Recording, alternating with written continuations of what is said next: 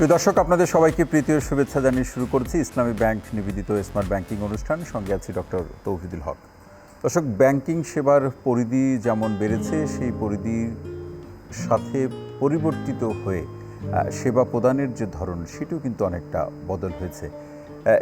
এক সময় যে আমদানি রপ্তানির প্রসঙ্গে যে ধরনের প্রক্রিয়া ব্যাংকগুলোকে অথবা ব্যবসায়ীদের অনুসরণ করতে হতো, এখন এই সময়ের অথবা ব্যাংকিং সেবার যে আধুনিকায়নের মধ্যে দিয়ে সেই জায়গাতে কিন্তু যথেষ্ট পরিবর্তন এসেছে। সেই পরিবর্তনের সূত্র ধরে রেমিটেন্স প্রবাহ, যেটি বাংলাদেশের অর্থনৈতিক অগ্রগতিতে একটি গুরুত্বপূর্ণ ভূমিকা রাখছে, সেই জায়গাতেও ইতিবাচক পরিবর্তন লক্ষ্য করা যাচ্ছে।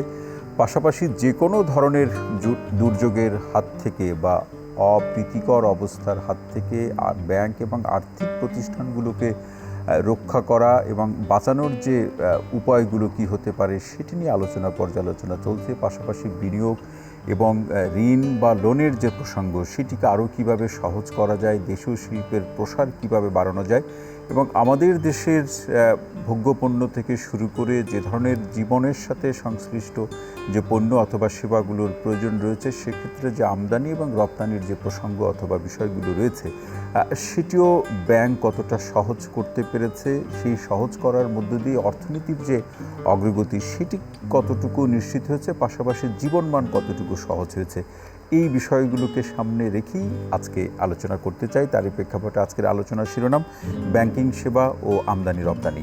এ বিষয়ে আলোচনা করার জন্য একজন সম্মানিত আলোচক আমাদের সঙ্গে স্টুডিওতে উপস্থিত আছেন। আসুন তার সাথে আপনাদেরকে পরিচয় করে দিই। আমাদের সঙ্গে আছেন এনসিসি ব্যাংকের হেড অফ কর্পোরেট এবং উপব্যবস্থাপনা পরিচালক মাহবুব আলম। মাহবুব আলম, আপনাকে অনুষ্ঠানে স্বাগত জানাচ্ছি। ধন্যবাদ। শুরুতেই যে বিষয়টি দিয়ে আলোচনা শুরু করতে চাই, সেটি হচ্ছে ডিজিটাল ব্যাংকিংয়ের যে অবস্থা বা স্মার্ট ব্যাংকিংয়ের প্রসঙ্গ, ডিজিটাল ফাইন্যান্সের কথা আমরা বলছি।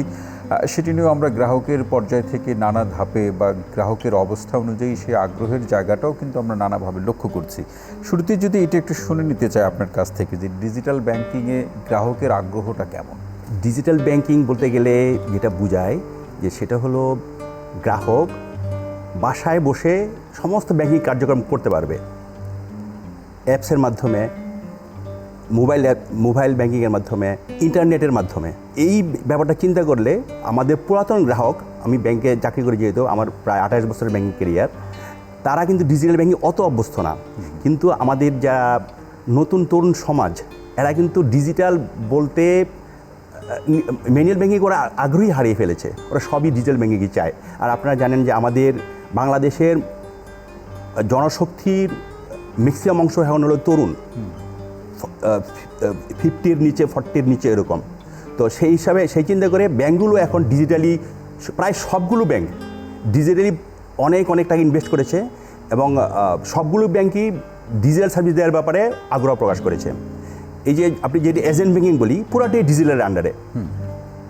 তারপরে আপনার যে গ্রামে গঞ্জে যেই মা বোনটা দস্তখত দিতে পারে না, ফিঙ্গারপ্রিন্ট দিয়ে টাকা তুলছে ডিজিটাল ব্যাংকিংয়ের আন্ডারে, যেটা তার হাজব্যান্ড অথবা ভাই পাঠাইছে। জি। এবং এটা গ্রাসরুট লেভেলে চলে গেছে।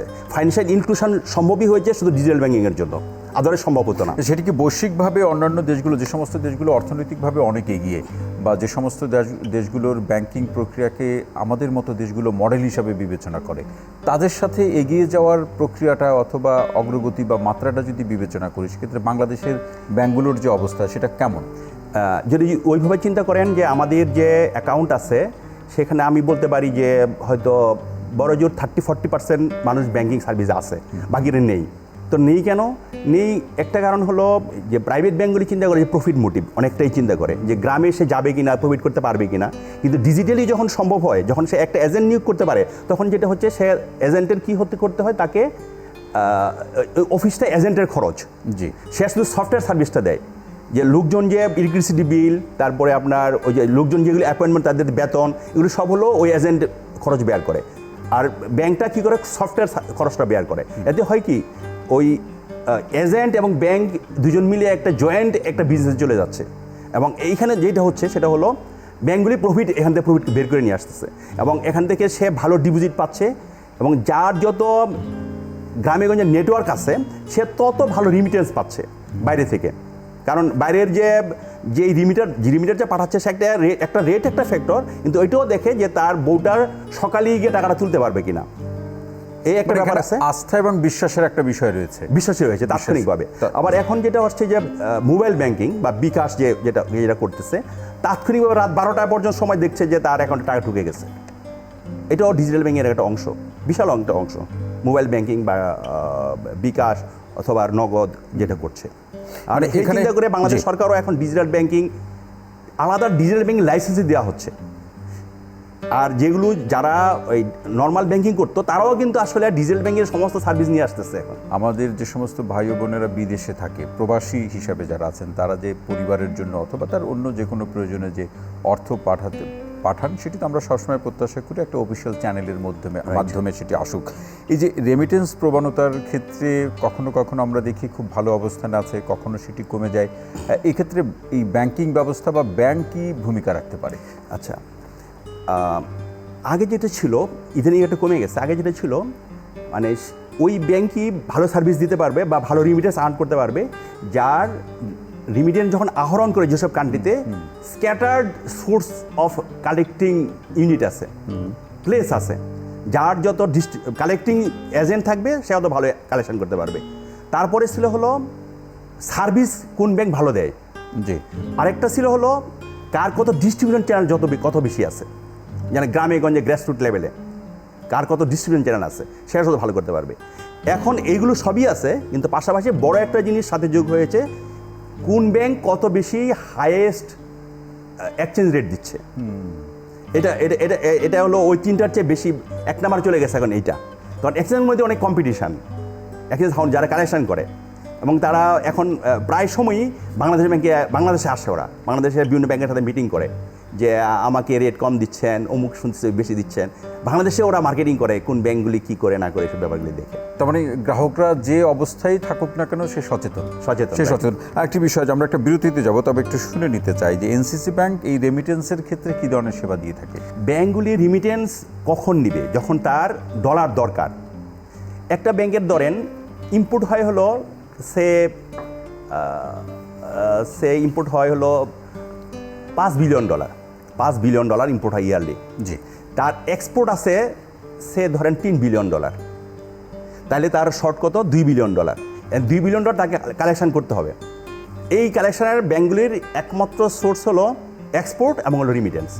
তো যার এক্সপোর্ট ভালো সে কিন্তু আর রিমিটেন্সে যায় না, কারণ নিয়ে সে রিমিটেন্স করবে কি। তা আমাদের যেটা হচ্ছে, আমাদের ধরেন আমাদের রাফলি আমাদের ইম্পোর্ট $3 বিলিয়ন মতন, আর এক্সপোর্ট আমাদের রাফলি $1.5 বিলিয়ন, $1.5 বিলিয়ন প্রায় $1.6 বিলিয়ন, আর বাকিটা হলো আমাদের রিমিটেন্সে কালেকশন করতে হয়। সেক্ষেত্রে আপনার এনসিসি ব্যাংক কি নির্দিষ্ট কোনো নীতিমালাকে গুরুত্ব দেয় কিনা? আমাদের অনেকগুলো এক্সচেঞ্জ হাউজের সাথে আমাদের এগ্রিমেন্ট করা আছে যে আমাদের রিমিটেন্স কালেকশন করে দিবে। তো সবসময় যে আমাকে দিবে তা না, যখন আমি ভালো রেট দিব তখনই সে দিবে। বাংলাদেশে ডিস্ট্রিবিউট করার জন্য আমাদের কৃষি ব্যাংকের সাথে এগ্রিমেন্ট আছে যে তারা আমাদের টাকাগুলি কৃষি ব্যাংকের যে গ্রাসরুট ব্রাঞ্চ আছে তার মাধ্যমে ডিস্ট্রিবিউট করবে। আমাদের সফটওয়্যার সিস্টেমটা এরকম যে আমরা এনজিওর অ্যাকাউন্টে দিয়ে দিই, ওই অ্যাকাউন্ট থেকে ওর অ্যাকাউন্টে ওটু চলে যায়। এনজিওর বাংলাদেশের যত জায়গায় ব্রাঞ্চ আছে সেই ব্রাঞ্চ থেকে ওই রিমিটেন্স যারা মেম্বার তারা টাকা নিতে পারবে। মানে ওই এনজিও। জি, আরেকটি বিষয় যে মাহবুব আলম ভাই, আমরা বিরতির পরে সে শুনবো, আমি প্রশ্নটি রেখে যাই। ডলার ক্রাইসিস নিয়ে তো আমরা বিভিন্ন সময় নানা ধরনের কথা শুনি যে বাংলাদেশ ব্যাংকের তারা ব্যাখ্যা বিশ্লেষণ করে থাকে, অন্যান্য ব্যাংকগুলো আপনারাও ব্যাখ্যা বিশ্লেষণ করে থাকেন, আবার একেবারে সাধারণ মানুষ বা গ্রাহক পর্যায়েও কিন্তু সেই ব্যাখ্যা বিশ্লেষণ তাদের কাছে গিয়ে আর এক ধরনের ব্যাখ্যা বিশ্লেষণে দাঁড়ায়। কি অবস্থা দাঁড়িয়েছে বা এটাকে ডলার ক্রাইসিস মোকাবেলা করার উপায়গুলো কি, আপনারা কি ভাবছেন বা আপনার ভাবনাগুলো কি, সেই আলোচনা আমরা শুনবো তবে বিরতির পর।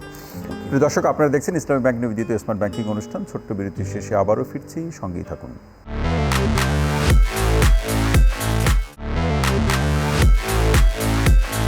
প্রিয় দর্শক, বিরতির পর আরও একবার স্বাগত ইসলামী ব্যাংক নিবেদিত স্মার্ট ব্যাংকিং অনুষ্ঠানে। সঙ্গে আছি ডক্টর তৌহিদুল হক। আজকে যে বিষয়টি নিয়ে আমরা আলোচনা করছি, ব্যাংকিং সেবা ও আমদানি রপ্তানির প্রসঙ্গ, সম্মানিত আলোচক হিসেবে আছেন মাহবুব আলম।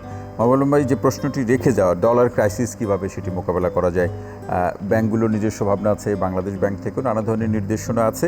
একজন অভিজ্ঞ ব্যাংকার হিসেবে আপনার বিশ্লেষণ বা আপনার মতামত কিংবা পরামর্শ কী? আমাদের ডলার কেন দরকার? মূলত আমাদের ডলার দরকার হলো ইম্পোর্টের পেমেন্ট করার জন্য। ইম্পোর্টটা করার জন্য। বাংলাদেশ হলো একটা ইম্পোর্ট বেসড কান্ট্রি। এই যে কাপড় পরে আছে, আমি মনে হয় যে কাপড় তো বাংলাদেশি বানাচ্ছে, শার্টটা বাংলাদেশি বানাচ্ছে, এটা আসলে ইম্পোর্ট হলো কীভাবে? এই যে তুলাটা, এই তুলাটা কিন্তু ইম্পোর্ট হতে হচ্ছে। বাংলাদেশে ম্যাক্সিমাম খরচ হয় হলো ইম্পোর্টে, ফার্টিলাইজারে, অয়েলে এবং হলো খাদ্যপণ্যতে।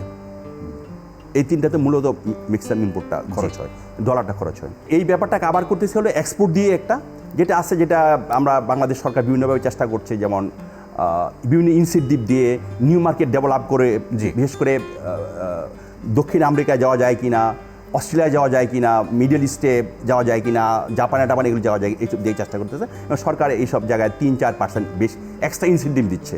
$100 ইম্পোর্ট করলে তোমার $3-4 আমি তোমাকে এক্সট্রা বাংলাদেশ সরকার দিবে, এটা ক্যাশ ইনসেন্টিভ বলে। বাংলাদেশের কাপড় যদি এক্সপোর্ট হয়, এটার জন্য বাংলাদেশে একটা ইনসেন্টিভ দেয়, এটা 2-3% হয়। তো এটা সরকার করছে এক্সপোর্টটা বাড়ানোর জন্য। আরেকটা যেটা করছে যে রিমিটেন্সের ব্যাপারটা, যে আমরা জানি যে আমাদের দেশের একসময় মনে হতো যে দেশের জনসংখ্যা বুঝি লাইবিলিটি, কিন্তু এখন লাইবিলিটি মনে হচ্ছে না। আমি বলতে পারি যে আগে যে আনস্কিল ছিল, দিন দিন স্কিলনেস ব্যাপারটা বাড়ছে। স্কিলনেস বাড়াতে যেটা হচ্ছে সেটা হলো আমার number of volume of wage সেটা বেড়ে যাচ্ছে, কোয়ান্টিটি অফ ওয়েজ বেড়ে যাচ্ছে।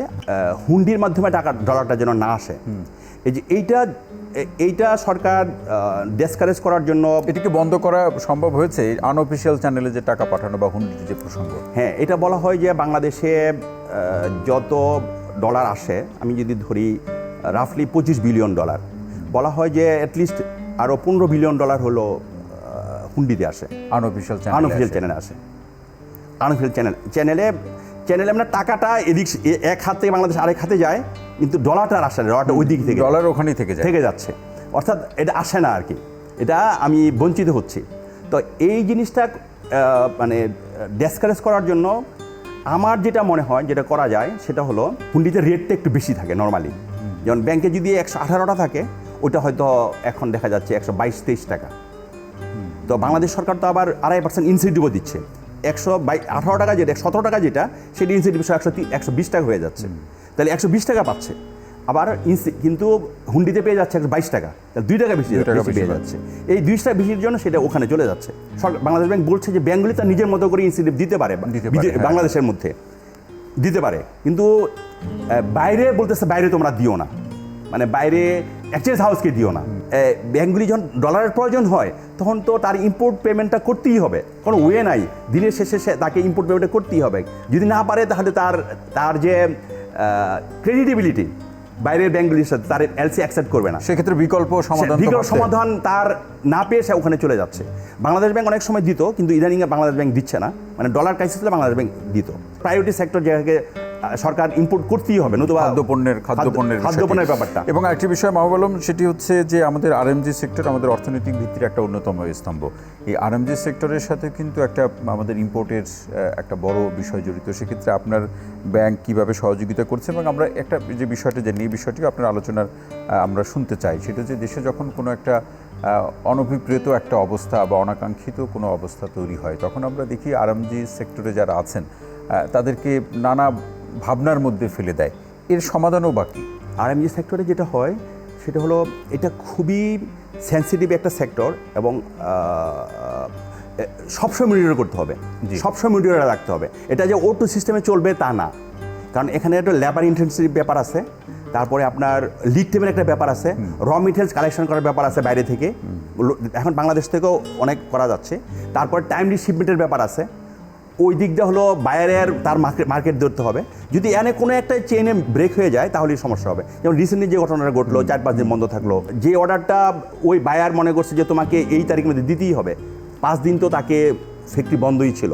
শুধুই যে প্রোডাকশন করলেই যে শিপমেন্ট করতে পারে তা না, আপনার ওখানে ভেসেল পাইতে হবে, কন্টেনার পাইতে হবে। এটা লোড সবাই ওখানে ঝাঁপায় পড়বে যে আমারটা আগে নাও, কিন্তু ওটা তো লিমিটেড, ওটা তো সারা ওয়ার্ল্ডের লিমিটেড, এটা তো হঠাৎ করে বেড়ে যায় নাই। তো ওখানে একটা সমস্যা হবে, পাবে না, টাইমলি পাবে না। আরেকটা এখন যেটা সমস্যা হচ্ছে যে আমেরিকাতে আগে যাইতে বড় জোর 1.5 মাস লাগতো, ইউরোপ থেকে আসতো 1 মাসে। ইউরোপে যেটা যাচ্ছে সেটাও যাচ্ছে আফ্রিকা হয়ে, লেট সিতে যাচ্ছে না, ওই যে হুতি টুতি এসবের জন্য, অ্যাটাকের জন্য। সেখানে তো সময় আরও বেশি লেগে যাচ্ছে। এখন 1.5 মাসের জায়গায় লেগে যাচ্ছে 3 মাস।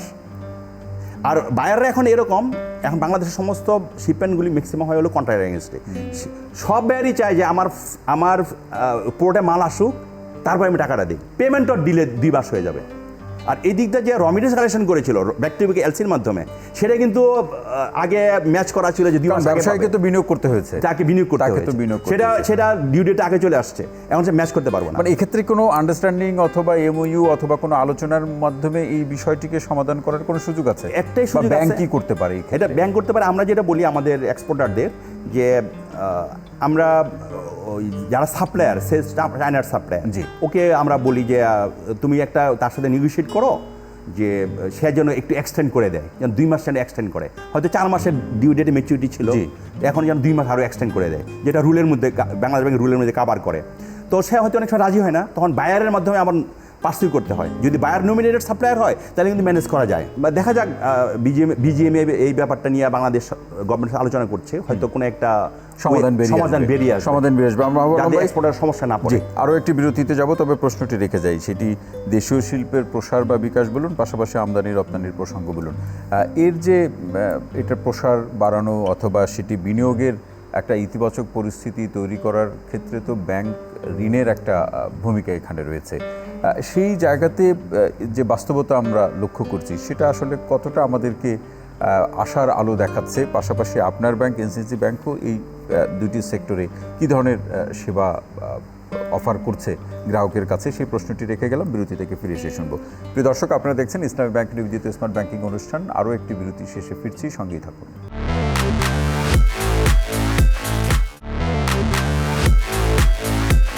প্রিয় দর্শক, বিরতির পর আরও একবার স্বাগত জানাচ্ছি ইসলামী ব্যাংক নিবেদিত স্মার্ট ব্যাংকিং অনুষ্ঠানে। সঙ্গে আছি ডক্টর তৌহিদুল হক। আজকে যে বিষয়টি নিয়ে আমরা আলোচনা করছি সেটি হলো ব্যাংকিং সেবা ও আমদানি রপ্তানির প্রসঙ্গ।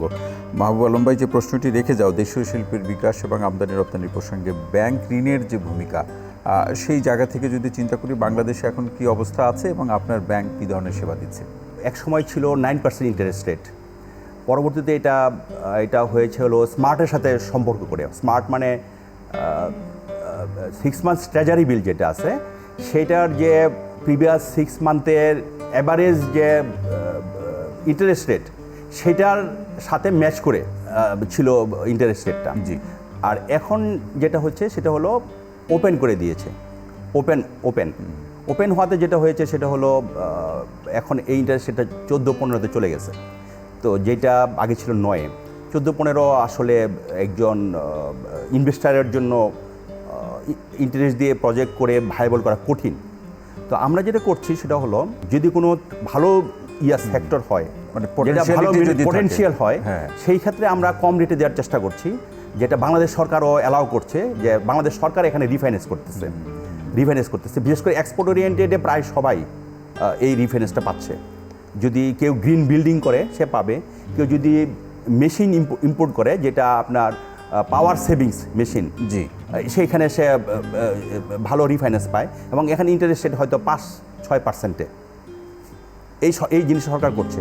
আবার যেসব ছোটোখাটো ইন্ডাস্ট্রি, এসএমই, সেখানে 25,000 কোটি টাকা সরকার বরাদ্দ করেছে, যেখানে সে যদি দেশীয় কোনো ইন্ডাস্ট্রি করবে, এক্সপোর্ট ওরিয়েন্টেড না, সেখানেও সে 7% ইন্টারেস্ট পেতে পারে। আচ্ছা, সেই সুযোগটা। এবং দেশীয় শিল্পের বিকাশের সাথে তো নতুন উদ্যোক্তা তৈরির একটা বিষয় জড়িত। অবশ্যই। নতুন উদ্যোক্তাদের আপনারা কিভাবে সহযোগিতা করে থাকেন? নতুন উদ্যোক্তা আমরা যেটা করি, ইনিশিয়ালি হয়তো আমরা ছোট আকারে শুরু করি, কিন্তু আস্তে আস্তে আমরা তাকে নার্সিং করতে থাকি এবং সে এক সময় আমারই সে বড় হয়। আর ব্যাংকারের একটা বড় একটা ক্রেডিট কি জানেন, মানে টিচারদের বড় ক্রেডিট হলো যে তার ছাত্র কত বড় হয়েছে, সে সারা জীবন বলে বেড়ায়। আর ব্যাংকারদের সবচেয়ে বড় ক্রেডিট হলো তার একটা কাস্টমার, সে যেটা নার্সিং করে বড় করেছে। একটা কবিতা আছে না, বড় ধরনের সফলতা, যে তোমায় আমি করেছি সৃজন এমন অহংকার। কোনো একজন ভালো কাস্টমার যখন এরকম বড় হয় ছোট থেকে, এবং ব্যাংকার যদি সবসময়, আবার আমি দেখছি কি, কোনো কাস্টমার ব্যাংকের চেয়ে ব্যাংকারকে বেশি পছন্দ করে। অর্থাৎ যে এই ব্যাংকারটা যেখানে যাচ্ছে সে তার পিছনে যাচ্ছে, এবং দিনের শেষে কিন্তু এই ব্যাংকার সবসময় বলতেই পারে যে এই কাস্টমার আমার সৃষ্টি। মানে একজন ব্যাংকার বা কয়েকজন মিলে তো একটা ব্যাংকের ইমেজ পরিবর্তন করে দিতে পারে। আরেকটি বিষয় মাহবুব আলম ভাই, যেটি আলোচনার গুরুত্ব বিবেচনায় আমরা নিয়ে আসতে চাই, শুরুর দিকে রেমিটেন্সের প্রসঙ্গে আপনি আলোচনা করেছিলেন, তারপর একটু শুনতে চাই, সেটা হচ্ছে হুন্ডি বন্ধ করার বা এই আনঅফিশিয়াল চ্যানেল থেকে মানুষকে সরিয়ে নিয়ে আসার উপায় কি হতে পারে? এটা সবচেয়ে ভালো উপায় কি জানেন? দিনের শেষে হুন্ডি কেন হবে, অর্থাৎ ওই যে বাংলাদেশ বিদেশে একজন লোক তার ডলারটা রেখে দিচ্ছে, জি, এই ডলারটা রেখে দিয়ে সে করবে কি? সে কারোর কাছে বিক্রি করবে, নতুবা সে কী করবে ডলারটা? তাকে আজকে হয়তো এক সপ্তাহ সে কিনলো, পরের সপ্তাহে তাকে বিক্রি করতেই হবে, তাই না? তাহলে ডলার করবে কি? সেটা তো রেখে দিবে না। না, সে রেখে দিবে না। কোথায় বিক্রি করবে? বিক্রি করতে হবে বাংলাদেশেই কারো কাছে। বাংলাদেশে, বিদেশে তো আর ওর ডলার কেউ কিনবে না, তাহলে বেশি রেটে বা এখানে সে গেইন করতে পারবে না। বাংলাদেশেই কারোর কাছে বিক্রি করতে হবে। কীভাবে বিক্রি করে? সেটা হলো আন্ডার ইনভয়েসিংয়ে বিক্রি করে। অর্থাৎ কেউ যদি আন্ডার ইনভয়েস করে, যেমন আমি যদি ধরি এই মোবাইলটার ভ্যালু হলো $1000 বাংলাদেশে, রাফলি ধরি $1000, এনে $100 ধরি সে প্রফিট করলো, তাহলে $900 হলো তার ল্যান্ডেড কস্ট। ধরি এখানে হলো 50%, 100% হলো ডিউটি, তাহলে এটা $450 হলো, ডিউটি দিতে হয়েছে $450 হলো, তাকে ইম্পোর্ট পেমেন্ট করতে হয়েছে। তো এই $450 ইম্পোর্ট পেমেন্ট যে করলো, এইখানে যেটা করবে আন্ডার ইনভয়েসিং করবে, সে এখানে $450 জায়গায় সে দেখাবে এটার দাম $300, তাহলে তাকে এখানে $300 ডিউটি দিতে হবে। এই যে এইটা যদি সরকার বন্ধ করতে পারে আন্ডার ইনভয়েসিংটা, তাহলে কিন্তু ওখানে হুন্ডির যে ডলারটা সেটা ডিমান্ড নাই। সহজ কোনো সমাধান কি আছে বন্ধ করার? সমাধান হলো এই যে বাংলাদেশ, এই বিশেষ করে এই গভর্নর আসার পর যেটা হয়েছে সেটা হলো ড্যাশবোর্ডে আপনাকে বড় অ্যামাউন্ট, যে 3 মিলিয়নের বেশি হলেই আগে এটা এন্ট্রি দিতে হয়। বাংলাদেশ সরকার ওটা চেক করে, বাংলাদেশ ব্যাংকে ওটা চেক করে যেটা প্রাইস ঠিক আছে কিনা, এবং ব্যাংকগুলো চেক করে। এখন আন্ডার ইনভয়েসিং অনেক কমে গেছে। এটা কমে যাওয়াতে হুন্ডির ডিমান্ডও আস্তে আস্তে আমার দিনের শেষে কমে যাবে। আরেকটা আছে যে বাংলাদেশ থেকে অনেক যারা বিশেষ করে যারা ইল মানি আর্ন করে, তারা টাকাটা কাউকে দিয়ে ওখানে ডলারটা পাচার করে দেয়। এটা যদি বন্ধ করা যায়, ইল মানি আর্নিংটা যদি বন্ধ করা যায়, তাহলে হুন্ডির ডিমান্ড কমে যাবে। তখন এর প্রবণতাটা অনেকটা অনেক কমে হুন্ডির আসবে ডিমান্ডটা কমে যাবে এবং নিয়ন্ত্রণ করাটাও অনেক সহজ হবে। অসংখ্য ধন্যবাদ মাহবুব আলম আজকের আলোচনায় বা অনুষ্ঠানে আমাদেরকে সময় দেওয়ার জন্য এবং আপনার চমৎকার বিশ্লেষণের জন্য। থ্যাংক ইউ ভেরি মাচ, আপনাকে ধন্যবাদ, সবাইকে ধন্যবাদ। প্রিয় দর্শক, আজকের মতো ইসলামী ব্যাংক নিবেদিত স্মার্ট ব্যাংকিং অনুষ্ঠানটি এখানেই শেষ করছি। সবাই ভালো থাকুন, সুস্থ থাকুন, নিরাপদে থাকুন।